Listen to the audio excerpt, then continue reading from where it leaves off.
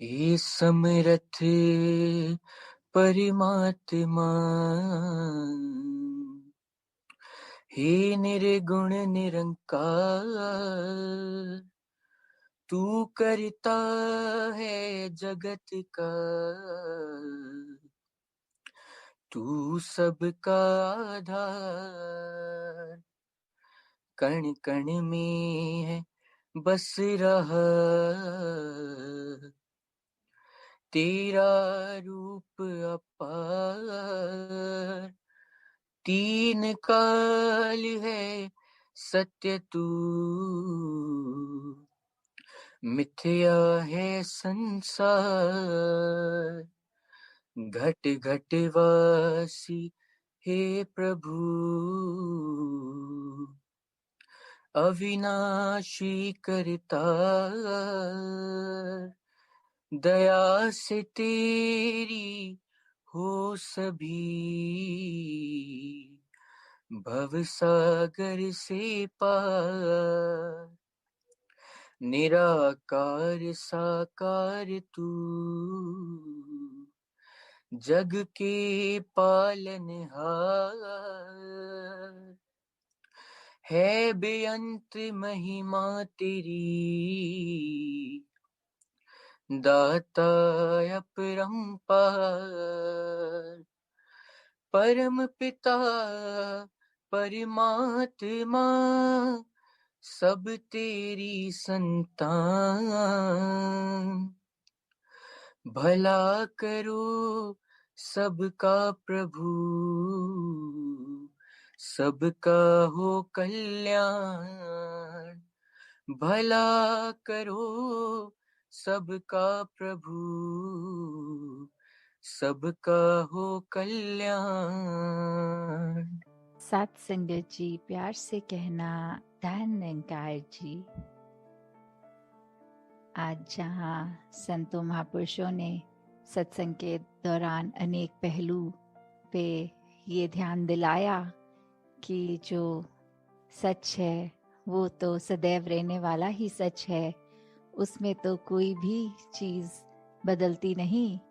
पर ये जो दृष्टिकोण है हमारा, ये नज़रिया, ये पर्सपेक्टिव, ये ज़रूर अलग हो जाते हैं अनेकों बार। और उसी तरह कैसे चाहे बात फिर वो एक सच्चाई की हो, तो वहाँ धर्म की भी बात रहती है। क्योंकि ये धर्म क्या है, ये सच्चाई, ये ब्रह्म ज्ञान जो ना बदलता है, ये युगों युगों से वही रहा और आगे भी इसने यही रहना है। कैसे फिर वो जो बात आती है कि जब सिर्फ एक सच्चाई, जो बाबा जी भी अक्सर अपने विचारों में एग्जाम्पल दे के समझाते थे कि अगर एक देश में दिन है तो दूसरे में उस समय रात हो सकती है, वो टाइम जोन्स अलग हो सकती हैं। तो फिर ये सन, ये मून, ये भी उस तरह रात और दिन का पहलू, ये भी सच्चाई उस समय की एक देश की तो हो सकती है, पर वो एक परमानेंट सच्चाई नहीं, क्योंकि हर देश में वो सच्चाई लागू नहीं है। तो ऐसी फिर ये कौन सी सच्चाई है जो ये हमेशा हर समय किसी भी एक सिचुएशन में, एक जगह पे जो ना समय से बंधी है, किसी भी तरह पे हमेशा कायम दायम रहने वाली ये सच्चाई, ये निराकार, ये परमात्मा जो कभी बदलता नहीं, कभी ढलता नहीं।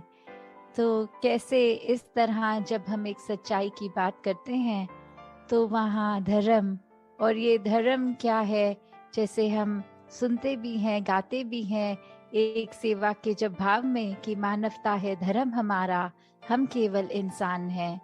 तो जब मन में ये सच्चाई ठहर जाए तो कैसे फिर ये मानवता के लिए ही अपना जीवन अर्पित, समर्पित कर देते हैं हर कोई। तो जब ये भी बात आती है कि इस निराकार के दर्शन हो गए, ये इसकी पहचान हो गई, when we realized God, तो फिर अपने आप ही हमारा एक नजरिया भी नया हो जाता है। वो एक समझ एक ढल जाती, एक दिमाग में चीज बैठ जाती है कि कैसे हम हमेशा इस ही परमात्मा का ही अंश रहेंगे, चाहे इस शरीर के अंदर हो या ये मृत्यु होने के बाद, ये शरीर खत्म हो जाने के बाद इसमें मिलना है। तो कैसे हमने जहाँ अपने ऊपर एक खुद को कैसे पूरे लाइफ में कंडक्ट करना है, अपनी सोच को कैसे मानवीय गुणों में ढालते हुए खुद को संवारना है।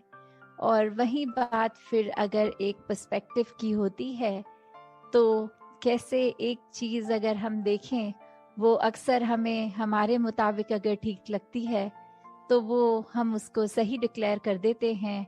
और अगर एक कॉन्वर्सेशन भी कर रहे हो, किसी से बात भी कर रहे हो, और दूसरा अगर उसी में कोई फ़र्क अलग सी बात करे, कि बोले कि आप जो कह रहे हैं वो आपके पॉइंट ऑफ व्यू से ठीक है, पर अकॉर्डिंग टू मी, मेरे अनुसार ऐसा होना चाहिए, और वो अपनी बात को किसी और ढंग से फिर एक नए एंगल से पेश करते हैं, तो कैसे फिर एक मन वही हमारा व्याकुल कि किसी तरह बस हम ये अब प्रूव करें कि हमारी बात, हमारा नज़रिया ही इम्पोर्टेंट है, दूसरे का नहीं।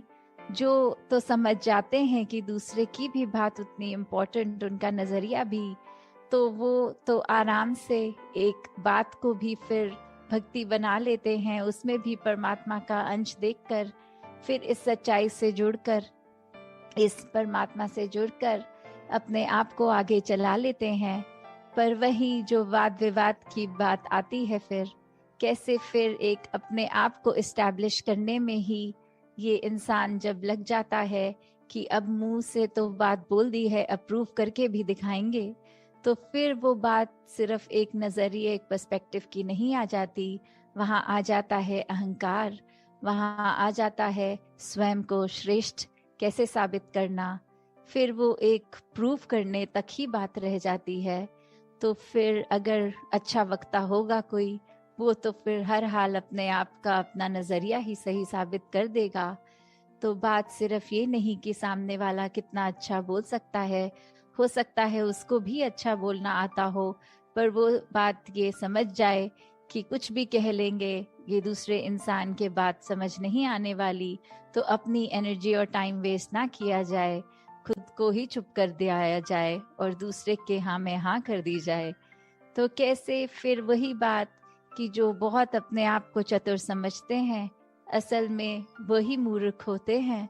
तो कैसे स्वयं को जब हमने ये अपने मन में ही श्रेष्ठ इतना बना लिया, तो फिर ये क्या हमें और किसी का नज़रिया समझ में आएगा। क्योंकि एक बात इतनी सिंपल सी कि अगर हम कुछ ही मानवीय गुणों पे भी अगर ध्यान दें, तो ये जो love, compassion, peace, tolerance, respect, trust, ऐसे बेसिक जो बातें होती हैं, जो एक लिंगों में भी हमें अगर बात कर रहे हैं तो शायद बोलना भी नहीं पड़ता, वो एक मोतियों की तरह शब्द ये वाले वन बाय वन आ ही जाते हैं होठों पे, जबान पे। पर अगर फिर हर एक शब्द की गहराई में उतरेंगे, तो प्यार कब हो पाएगा, वो लव का शब्द, वो वहाँ पे रिस्पेक्ट और ये ट्रस्ट साथ ही होता है।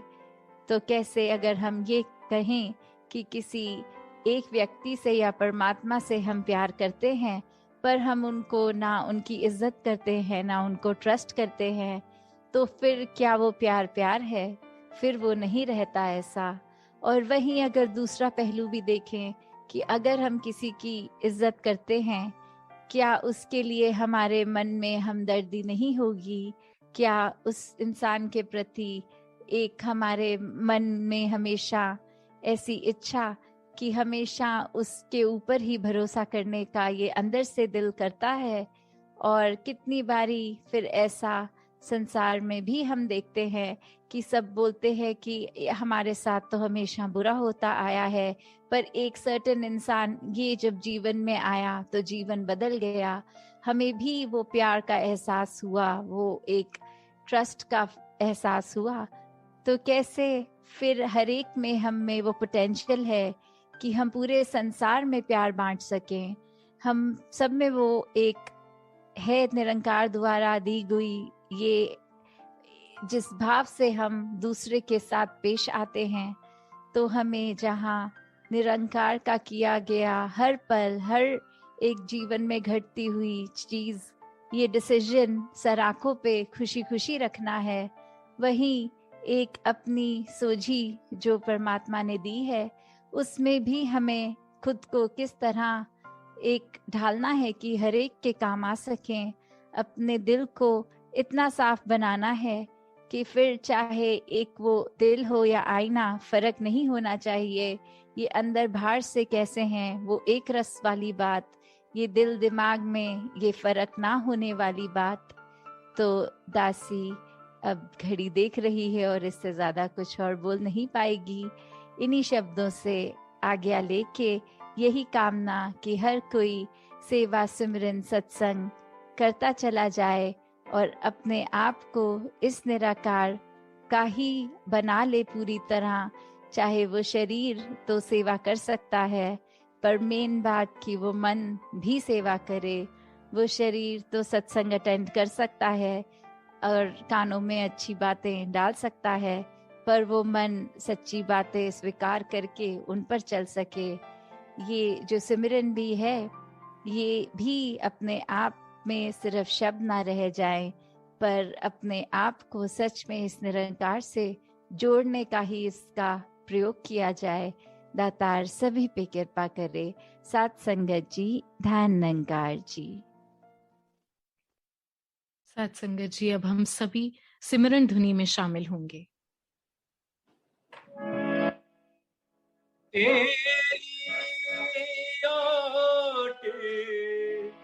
सहारा तेरा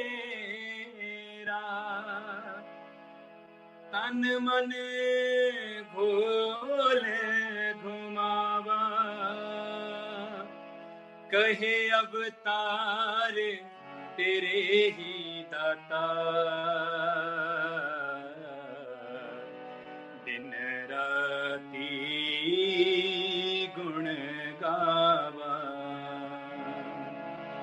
कहे अवतार तेरे ही दाता, दिन राती गुण गावा। एक तू ही निरंकार, एक तू ही निरंकार, तू ही निरंकार, एक तू ही निरंकार। मैं हाँ सदा पुलनहार, मैं हाँ सदा पुलनहार, तू है दाता बख्शनहार, तू है दाता बख्शनहार। मेरे अवगुण ना चितार, मेरे अवगुण ना चितार, तू ही निरंकार, एक तू ही निरंकार, तू ही निरंकार, एक तू ही निरंकार। तेरा रूप है ये संसार, तेरा रूप है ये संसार, सबदा भला करो करतार, सबदा भला करो करतार। मेरी मांग है दातार, मेरी मांग है दातार, तू ही निरंकार, एक तू ही निरंकार, तू ही निरंकार, एक तू ही निरंकार।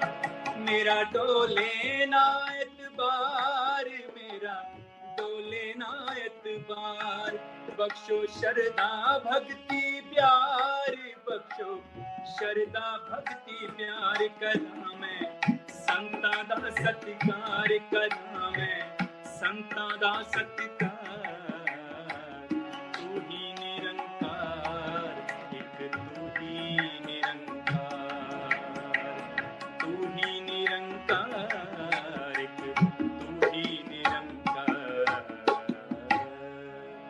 बोलिए सद्गुरु माता सुदीक्षा सविंदर हरदेव जी महाराज की जय। निरंकारी राजमाता गुरु वचन अवतारी की जय। प्यार से बोला धन निरंकार जी।